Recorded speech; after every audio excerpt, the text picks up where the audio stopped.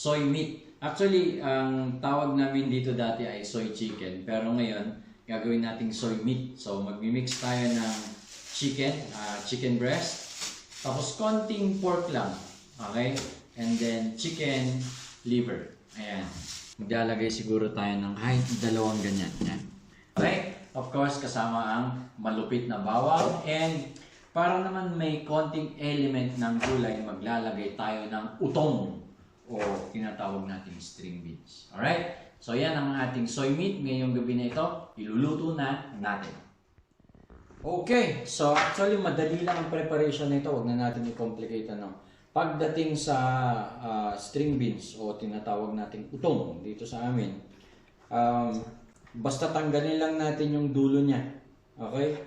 Yung dulo niya and then i-cut natin. So may kanya-kanyang style yan. Well ako, ginaganyan ko na lang siya. Para pare-parehas yung sa area, yung sa dulo. And then cut natin, diretso. Chudok! Alright, tabi natin yan. Okay? Tapos, cut na natin siya. Ganyan. Ganyan kalalaki. Yan. Alright. Madami kasi rin akong nakita na nagluluto na hindi na tinatanggal yung balat ng bawang. Okay, medyo minsan natin yan. Palitin lang natin ng konti. Konting cut lang sa dulo. Ayan, para hindi masayang. Tapos, yung eto. Ganyan lang. Okay. Wow. Totoo. Okay. So, yan. Luto na tayo. Ha? Okay. So, una natin gagawin, syempre maglalagay tayo ng mantika. Ayan. Yan. Okay. Tapos, syempre, ilalagay natin yung ating bawang. Ayan, bawang. Wow, bawang. Yan. Syempre, wag na nating patagalin. Ilagay na rin natin yung ating sibuyas. Yun. Ayan, at katulad ng sinabi ng ating idol na si Mr. Nobody Body, Mekos Mekos. Ayan, Mekos Mekos. Mga 1 teaspoon. Ayan. Tapos, unahin natin ilagay yung ating pork. Okay? Lagay natin yung ating pork.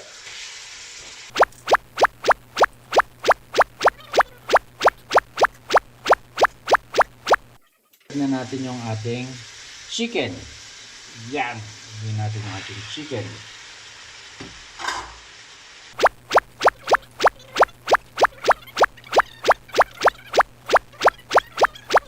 Yan. Ilalagay natin yung ating liver.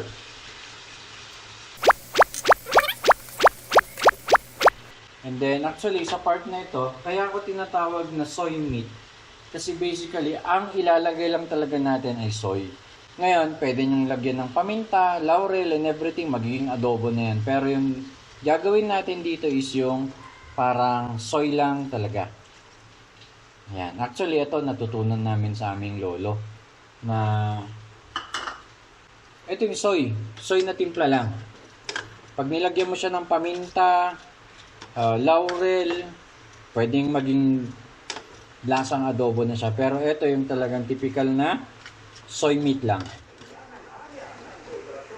Okay. Mix natin.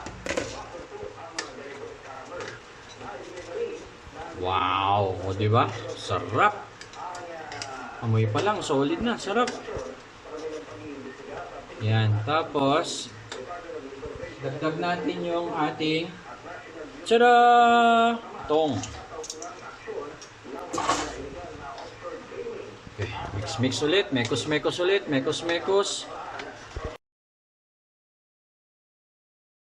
Wow, would you look at that? Ooh.